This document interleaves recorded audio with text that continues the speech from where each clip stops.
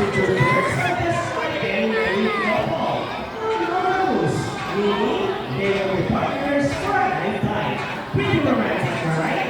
But as many people will attest to a relationship, there will always be hosts. Meet Sassy and Rocky, our beautiful pair of heavyweight hosts. And today, they will battle it out to seduce the best in the basketball game. But before we start this battle, I will divide you guys into two groups.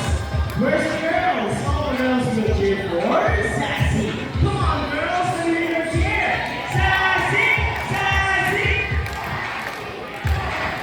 Very good, and how about the boys? All the boys will cheer for Rocky. Come on boys, let me hear your cheer. Rocky, Rocky. Very well, so birds ready, fingers ready, set, go! Here goes Rocky on his first ball. First ball for Rocky, followed by Sassy, and second ball for Rocky. It's a tight game for the last ball. Rocky wins! What a close game! Trainer Vina, what can you say about that? You guys lose this time. Hold it, we want another race. Oh, she wants another race, Trainer Vina. Are you sure about that? Do you want Sassy to lose again? Well, this time I guarantee you that Sassy will win. So what race do you have in mind? I'm thinking about the ring race. And what is a ring race? The first bird who will drop 3 rings into the pool the fastest is the winner. And that is the ring race. So, a ring race it shall be. Remember guys, that boys already have 1 point. So girls, let's cheer out for Sassy to win this time. We'll be doing this again, and this time, a ring race.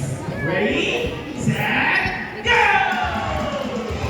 Here goes Rocky on his first ring. First to the pool, Rocky, and what's happening? Sassy lead up, 3 rings at the same time. Let's do that!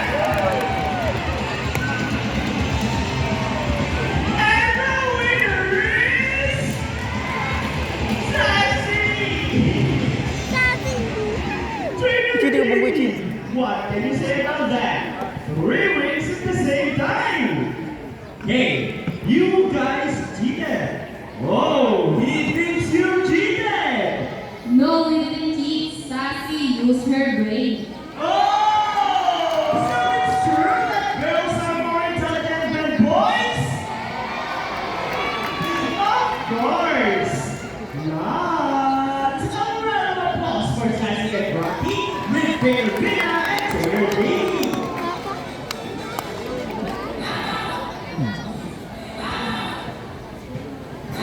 Parrots in particular are known to be intelligent and perceptive.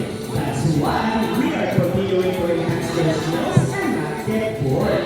So, here is Sassy, our brilliant mama, and today she will show us how intelligent she is by putting the shapes back into the lowest slots. Just like Sassy, great mammals come from South America. They are known to be the men of the